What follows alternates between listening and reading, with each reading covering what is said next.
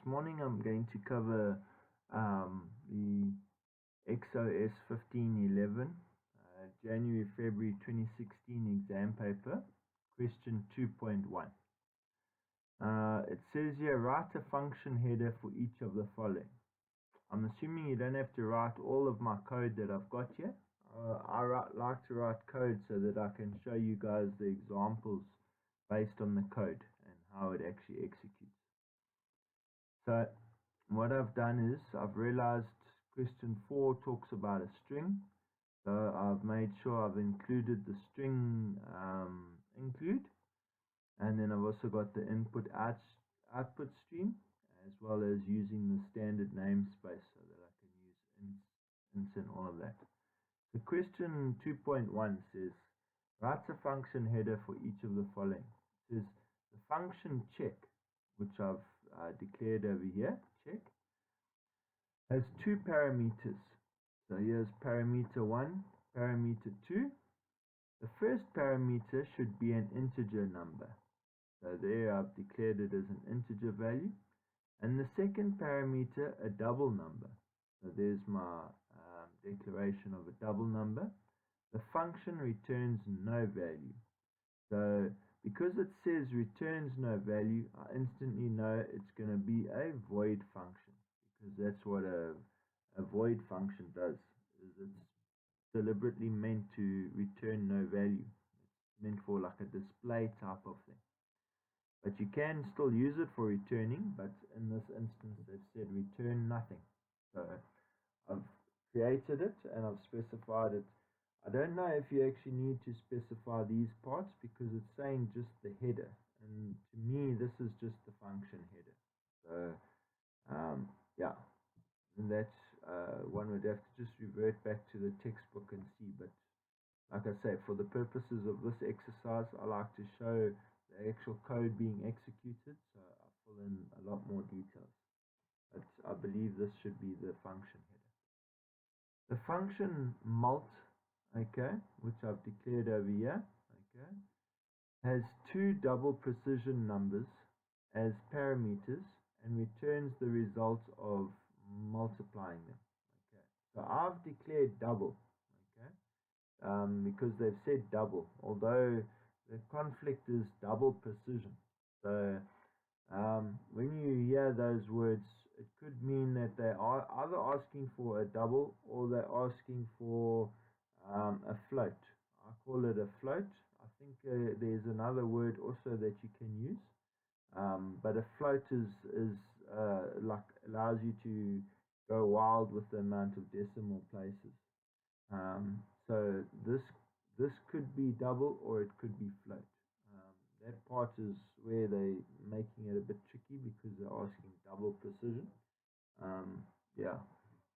So a double number will give you 2 decimal places, whereas a float will give you maybe 9 or 10 of them. Yeah.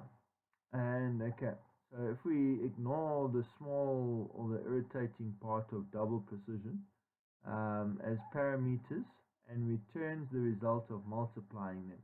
So here I've said return the 2 parameters multiplied by one another. Okay. Then the third one says the function time inputs. Okay, so here's my function time. It says inputs seconds, minutes, and hours. So I've placed it according to what they've said here: seconds, minutes, and hours. Okay, and then returns them as parameters to its calling function. So to me, this is a returning parameter when you start including this AND function. You're basically saying the function is allowed to modify the information and then return it after it's been modified. So say somebody wants to put in here 22 seconds. You can tell, I'm actually going to do it because I didn't bother about testing it, but let me do it. So I'm gonna change now the seconds. I'm gonna say no, I want it to be always 50 seconds. Okay. So what will happen is it'll display the new variables over here. So before I make the change, I'm actually going to copy this here so that you can see what is being passed and what is what it was. I'm going to say before and after. Yeah, and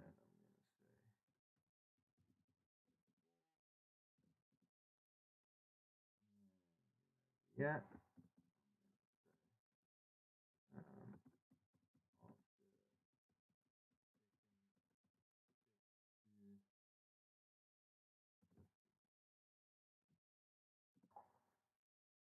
okay, there we go. All right, so now, like I say, you can ignore all the rest of this, but this is basically what they're wanting. This is what they call a reference parameter. And so basically what you're allowed to do is you're allowed to pass the parameter, modify it, and return it without specifying a return like you've got over here.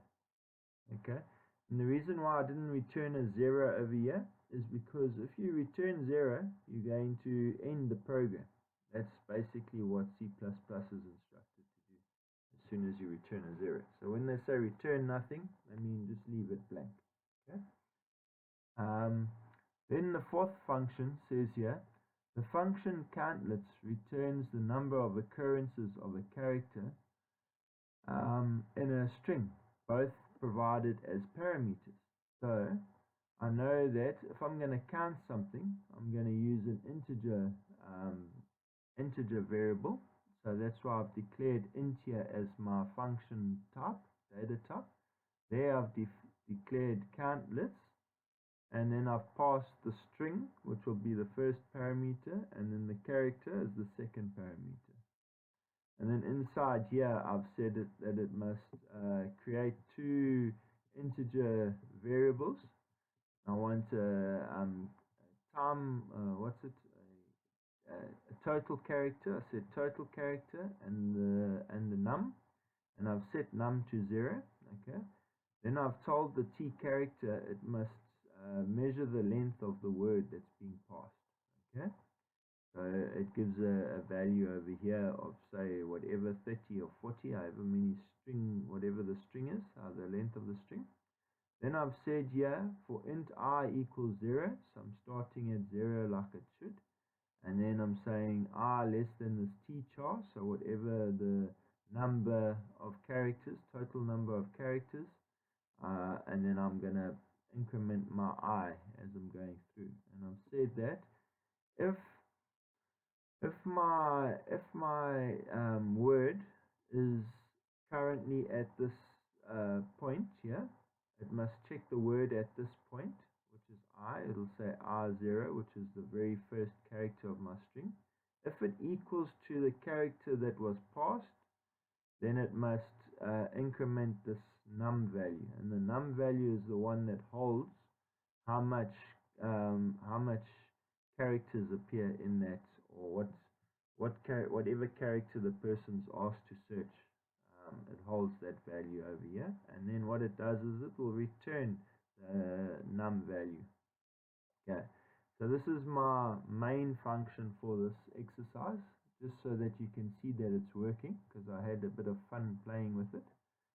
And basically what I've done is I've declared all the variables that I need. I've also declared a string because I don't know what's wrong with my code blocks, but whenever I use the getLine command, it seems to exit the program. And it's quite frustrating that it skips over. But I can't say what the bug is, but it's an internal code bug. So what I've done is I've declared my string, and I've said this is what my string is, and I've also declared my characters. So all of that's here. So basically, I asked the person to enter two numbers for this first one, because there's an int. It's meant to be a double. And I'm passing an integer to it. Anyway, luckily double and int work together, but yeah, in general I shouldn't be doing that. And then I've asked it to enter two double numbers, and then the hours and set my string and then ask the user for the characters. So here's all my questions to the users. And then at the bottom I've gone and I've said here's my function calls. Please pass the parameters. Now to make this one doubly correct, I should actually just pass that first double and take this one out, because font shouldn't really be passing that to, but anyway. So I'm going to do that.